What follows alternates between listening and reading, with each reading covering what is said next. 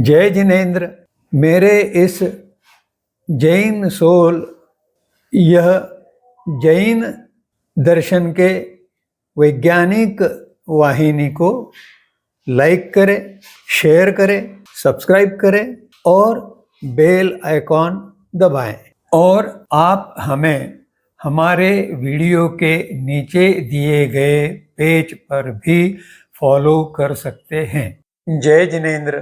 भक्तामर स्तोत्र के 11वें श्लोक का शब्दार्थ, वाच्यार्थ और भावार्थ जानने के पश्चात अब हम आज उसकी मंत्र शक्ति, उच्चारण शुद्धि आदि संबंध में विवेचन करते हैं।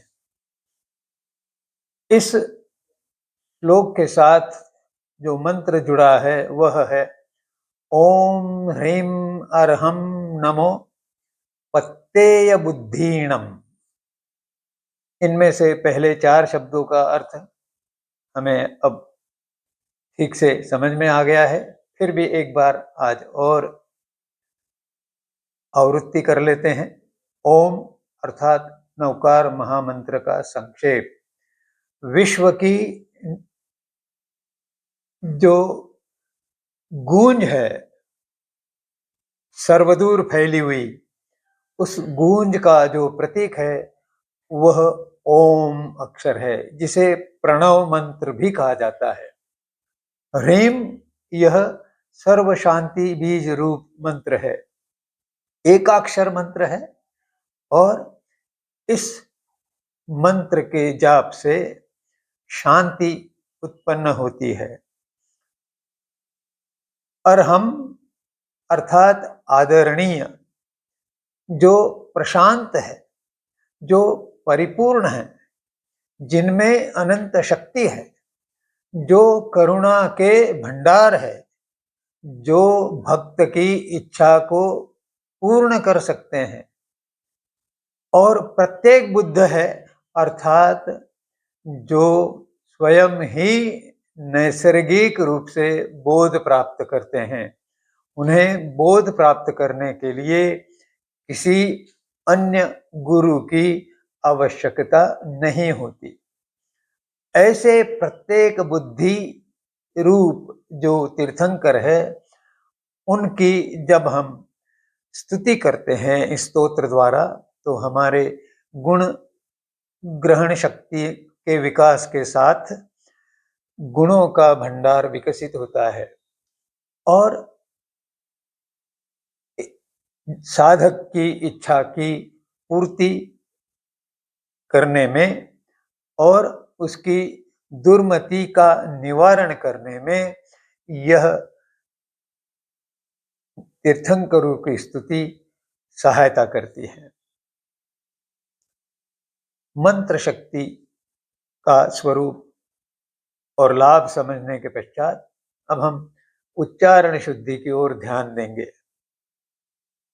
इस श्लोक में उच्चारण दोष का कोई स्थान नहीं प्रतीत होता, परंतु चूंकि श्लोक की भाषा संस्कृत भाषा है, तो प्रत्येक साधक को इसके उच्चारण करते हुए संधि स्थानों के कारण अत्यंत सावधानी बरतनी होती है। अब इसके साथ हम अन्वयार्थ समझने का प्रयास करेंगे। इस श्लोक का संदर्भ क्या है, किस बात से यह जुड़ा हुआ है, संबंधित है, तो उस दृष्टि से इस श्लोक का अर्थ हम समझेंगे तो उसे अन्वयार्थ कहा जाता है। यहां यह बताया गया है कि पुरुषार्थ स्वयं ही करना है, स्वयं में ही विद्यमान सुप्त शक्ति को जगाना है।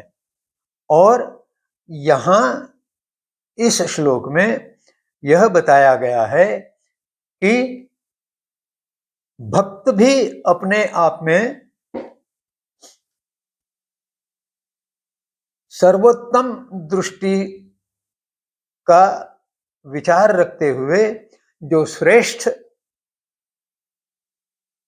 तीर्थंकर रूप आत्माएं हैं, उन्हीं का आलंबन लेना चाहता है और उसको एक प्रकार से अन्य लोगों के मन पर बिंबित करने के लिए वह साधक कहता है कि अगर दुग्ध रूपी क्षीर सागर के जल का पान करने से जो तृप्त होता है, वह सामान्य सागर जिसमें जल खारा होता है उससे कैसे संतुष्ट होगा। इसी प्रकार जब केवल और केवल तीर्थंकर भगवंत ही मुक्ति का मार्ग बताते हैं, तो अन्य देवताएं जो मुक्ति मार्ग का ज्ञान नहीं रखते, क्योंकि वे स्वयं भी मुक्त नहीं होते हैं, इसलिए उनकी आराधना करने से क्या लाभ, यह इस श्लोक में साधक अपनी अभिव्यक्ति करता है। यही इसका अन्वयार्थ है। अब भाषा का अलंकरण कैसे किया गया है, भाषा को सुशोभित कैसे किया गया है, इसलिए हम इसका शास्त्रार्थ समझना चाहेंगे। शास्त्र का अर्थ अर्थात शास्त्र की अलंकारिक भाषा का अर्थ, वह हम समझने का प्रयास करते हैं। यहाँ आकर्षक व्यक्तित्व, किसका व्यक्तित्व, अर्थात तीर्थंकर भगवंतों का व्यक्तित्व, उससे क्षीर सागर के दूध की तुलना की है। अब क्षीर सागर किससे बहुत अच्छा है, तो वह सामान्य जो सागर है जिसमें जो जल होता है वह क्षारीय होता है, खारा होता है, तो उस सागर से क्षीर सागर की तुलना करने पर व्यक्तित्व की श्रेष्ठता का तुलना रूप अलंकार से, उपमा अलंकार द्वारा भाषा का अलंकरण किया गया है। और अंत में आत्मार्थ की बात करेंगे। आत्मा का अर्थ अर्थात आत्मा का इसमें क्या हित होगा, इस श्लोक के गायन से आत्मा का किस प्रकार कल्याण होगा, वह अगर हम समझेंगे तो उसे आत्मार्थ समझा गया ऐसा हम जानेंगे।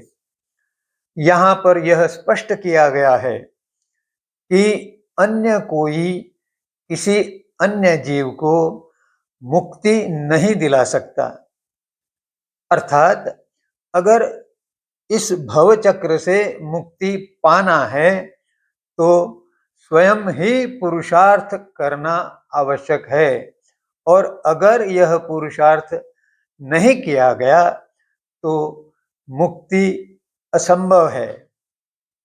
और इस मुक्ति को पाने के लिए आत्मविश्वास का जागरण होना आवश्यक है, और जब आत्मविश्वास जागृत होता है तो धर्म में विश्वास की उत्पत्ति होती है।